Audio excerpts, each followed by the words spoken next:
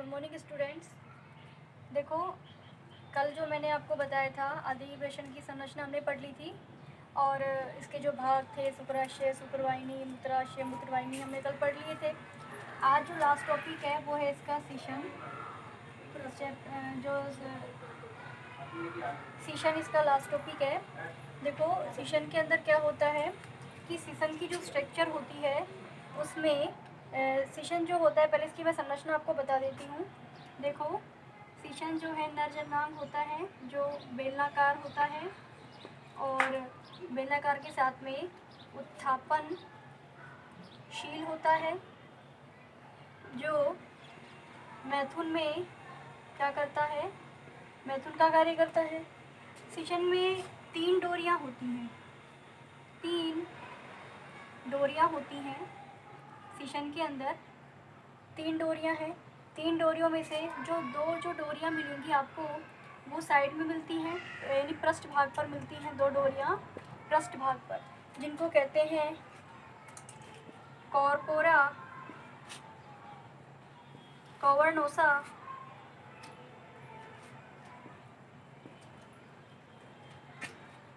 Corpora कॉवर्नोसा corpora कॉवर्नोसा। और तीसरी जो डोरी होती है जो अधर भाग में होती है उसे कहते हैं कॉर्पोरा, या कॉर्पस भी कह सकते हो, कॉर्पोरा स्पंजियोसम, कॉर्पोरा स्पंजियोसम। तो पृष्ठ भाग पर जैसे कॉर्पोरा कॉवर्नोसा हो गया और जो बीच वाला भाग है वहाँ आपको क्या मिल जाएगा, जो कॉर्पोरा क्या मिल जाएगा, स्पंजियोसम। ये और जो सीशन होता है इसके जो नीचे वाला पार्ट होता है जिसे अपन कहते हैं सीशन मुंड। देखो, जो सीशन मुंड वाला पार्ट होता है, सीशन मुंड वाले पार्ट के अंदर क्या होता है, एक इरेक्टाइल जो स्किन होती है, जो बाहर निकलती है, जो स्किन होगी जो बाहर निकलेगी यहाँ पर। जैसे ही सीशन क्या होगा, स्थापनशील होगा, तो यहाँ पर क्या होता है, सीशन मुंड पर जो एक कवर होता है जिसे अपन ग्लांस पेनिस भी कहते हैं, ग्लांस पेनिस भी कहते हैं। जैसे ही सीशन जो होता है मैथुन के लिए रेडी होता है तो ग्लांस पेनिस जो होता है वो ऊपर चढ़ जाता है। ग्लांस पेनिस वाला पार्ट क्या हो जाता है, ऊपर चढ़ जाता है। तो ध्यान रखना, इसमें पृष्ठ भाग में कॉर्पोरा कॉवर्नोसा और जो अंदर जो साइड में जो होती है अदर भाग में वो कॉर्पोरा स्पंजियोसम, ये डोरियाँ होती हैं। जो ये डोरियाँ होती हैं, ये इन डोरियों के अंदर क्या होता है, रक्त जब भर जाता है, सामान्य अवस्था में तो सीशन कैसा रहता है, शिथिल रहता है, ढीला रहता है। लेकिन जब इनके अंदर रक्त भर जाता है तो उस समय सीशन कैसा हो जाता है, लंबा और टाइट हो जाता है। रक्त भरने से इन डोरियों के अंदर रक्त भर जाता है, सीशन लंबा, टाइट और कैसा हो जाता है, उत्थापनशील हो जाता है। सीशन कैसा हो जाता है, लंबा, टाइट और कैसा हो जाता है, उत्थापनशील हो जाता है।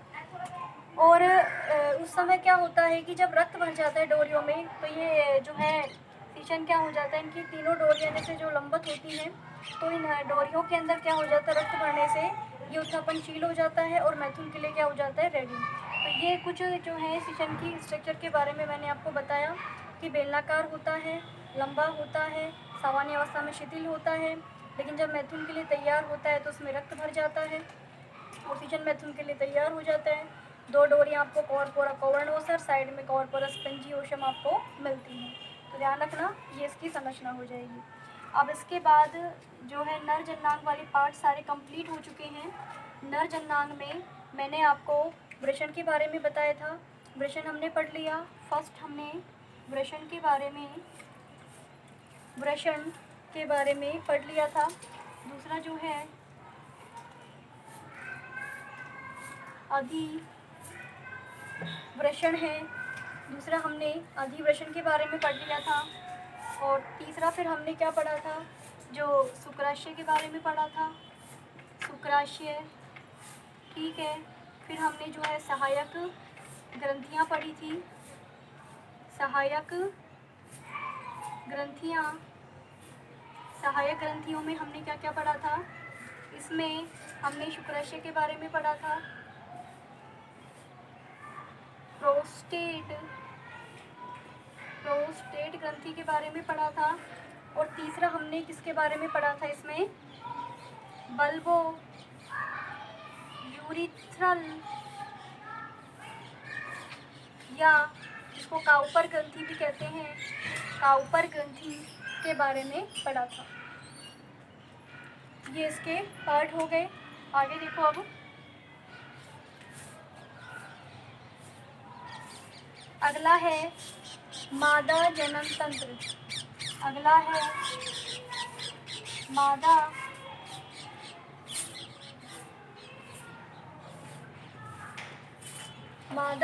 जनन तंत्र। अगला जो है मादा जनन तंत्र है। देखो मादा जनन तंत्र के बारे में मैं आपको कुछ बेसिक आज इसको समझा देती हूँ। देखो मादा जनन तंत्र में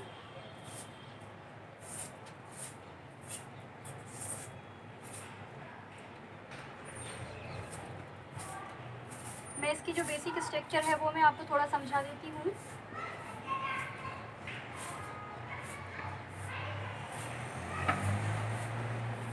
कुछ इस तरीके का डायग्राम जो है मादा जनन तंत्र का मिलता है।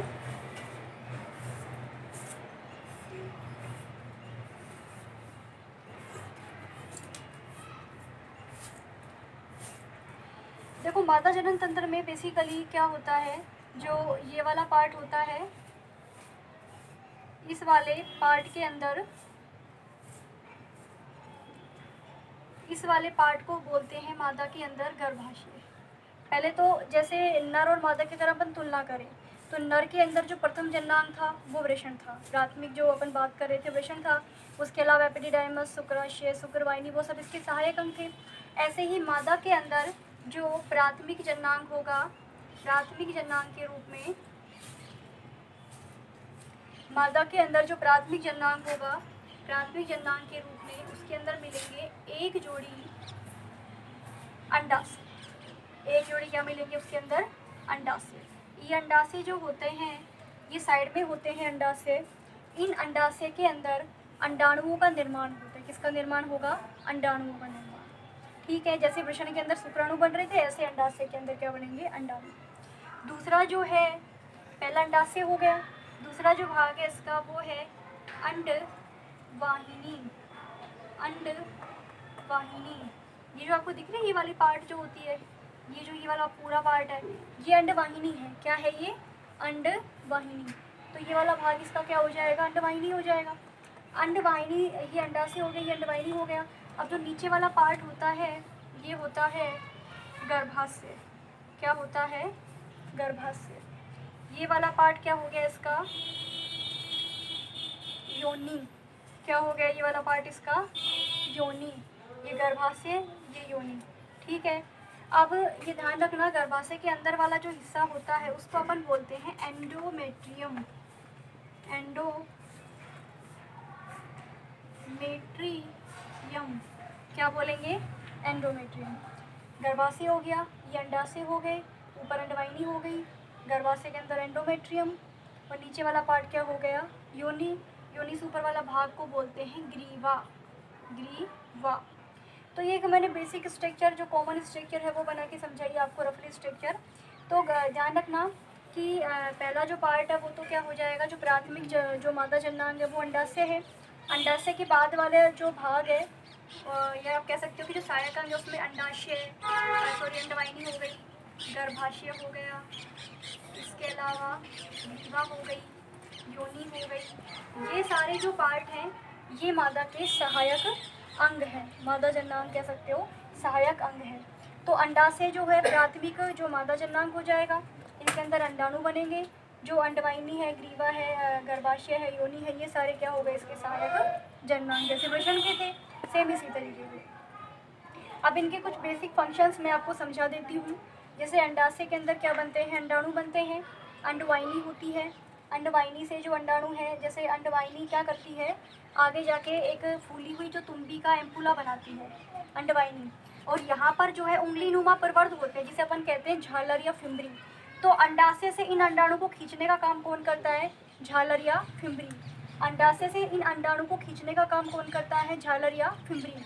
झालर या फिम्बरी यहाँ से अंडाणु को खींचने का काम करेंगे। ये जो अंडाणु है, ये अंडाणु यहाँ से फिम्बरी से खींचकर कहाँ जाएंगे? इस अंडवाहिनी में आ जाएंगे, अंडवाहिनी के अंदर इस हिस्से में आ जाएंगे। जो बीच वाला जो हिस्सा है ये क्या होता है, ये वाला जो हिस्सा होता है ये एक तरीके से इम्प्लांटेशन का, आरोपण का काम करता है। यहाँ से अंडाणु खिंचकर अंडवाहिनी में आ जाएंगे और नीचे से जो शुक्राणु आते हैं मूवमेंट करते हुए, ये शुक्राणु इस अंडवाहिनी में ही आते हैं। यानी जो निषेचन होगा वो अंडवाहिनी में यहाँ भी हो सकता है, यहाँ भी, और किसी भी हिस्से में जो है निषेचन हो सकता है इनका। इसके अलावा आपको ये ध्यान रखना है कि जो अंडाशय होता है, अंडाशय से एस्ट्रोजन और प्रोजेस्टेरोन, देखो ये ध्यान रखना है आपको कि एस्ट्रोजन हार्मोन निकलता है। एस्ट्रोजन हार्मोन जो मादा के अंदर क्या करता है, द्वितीयक जो गौण लैंगिक लक्षण होते हैं उनको कंट्रोल करता है, जैसे आवाज़ का पतला होना और जननांगों का डेवलप होना, और मादा के अंदर जितने भी जो वो होते हैं द्वितीयक लक्षण होते हैं उनको कंट्रोल करना। तो अगर इनकी हार्मोन्स की अगर मात्रा बढ़ जाए या कम हो जाए तो उससे जो है महिलाओं के अंदर जो है हो सकता है अंडाणु बनने का जो समय है वो चेंज हो जाए, कम या ज़्यादा जो है वो बन सकते हैं। एक टाइम में हो सकता है एक अंडाणु निकले, या एक टाइम में ज़्यादा अगर टेम्परेचर बॉडी का हो तो दोनों ओवरी से एक टाइम 2 अंडाणु भी निकल सकते हैं।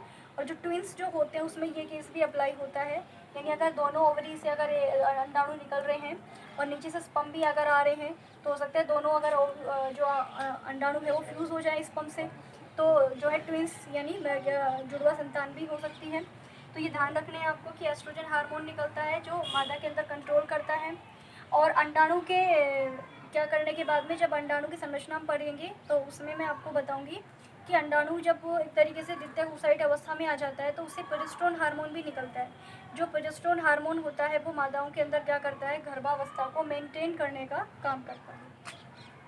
इसके अलावा जो गर्भाशय होता है, ये गर्भाशय है, ये गर्भाशय इम्प्लांटेशन के लिए, आरोपण के लिए क्या करता है, तैयार करता है इस हिस्से को। इसके अलावा जो ग्रीवा है, ये वाला पार्ट क्या हो जाएगा आपका, ग्रीवा हो जाएगा। जो ग्रीवा वाला हिस्सा होता है, ये वाला हिस्सा योनि के ठीक ऊपर होता है। और यहाँ पर भी क्या होता है, ये जो क्या करता है, जो एसिडिटी होती है योनि का, उस वाले पार्ट वाली एसिडिटी जो होता है, योनि जो होती है ना, यहाँ पर क्या होता है, जो अम्लता होती है, यानी जो पदार्थ होता है, जो अम्ल होता है, जो योनि को संक्रमण से बचाता है। तो योनि वाला हिस्सा जो होता है, यहाँ पर क्या होता है, अम्ल होता है जो योनि को इन्फेक्शन से बचाता है। तो ये ध्यान रखना कि अंडाशय से हार्मोन निकलेगा, अंडवाहिनी ये हो गई, और जो गर्भाशय वाला हिस्सा है वो ये हो जाएगा, जो एक तरीके से यहाँ पर आरोपण का काम होगा। अंडाणु और शुक्राणु के फ्यूजन से जो युग्मनज बनेगा वो जायगोट यहाँ इम्प्लांट हो जाएगा। इसके अलावा जो ग्रीवा वाला हिस्सा होता है, ये वाला हिस्सा है, और नीचे वाला हिस्सा क्या हो जाएगा, योनि। तो ये कुछ क्या थे, इसके बेसिक पार्ट्स थे। तो इन बेसिक पार्ट्स को आपको ध्यान रखना है। और गर्भाशय के अंदर जो एंडोमेट्रियम होता है, ये एंडोमेट्रियम क्या करता है, जो युग्मनज होगा, युग्मनज का मतलब जैसे ये अंडाणु है और ये जैसे शुक्राणु हो गया, जब इनका फ्यूज़न होगा तो जो जायगोट बनेगा, उस जायगोट के इम्प्लांटेशन का काम कहाँ पर होगा, इम्प्लांटेशन का मतलब हो गया आरोपण। तो आरोपण का काम कहाँ पर होगा, इस एंडोमेट्रियम, इसको आप अंतःस्तर भी कह सकते हैं। ये काफ़ी ज़्यादा थिक होता है, मस्क्यूलर होता है, पेशीय होता है, क्योंकि इस वाले हिस्से को कंप्लीट जो युग्मनज है उसको पोषण प्रदान करना होता है। और यहीं पर फिर आगे जाके जो प्लेसेंटा होती है उसका भी निर्माण होता है। प्लेसेंटा जो होती है वो भ्रूण को क्या करती है, कवर करके रखती है।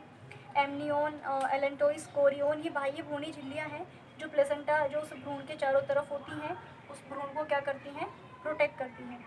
तो यहाँ तक आपको ध्यान रखना है। कल मैं आपके सामने इसको ब्रीफली और ज़्यादा डिस्कस करूँगी इन टॉपिक्स को। आज के लिए इतना ही। Thank you.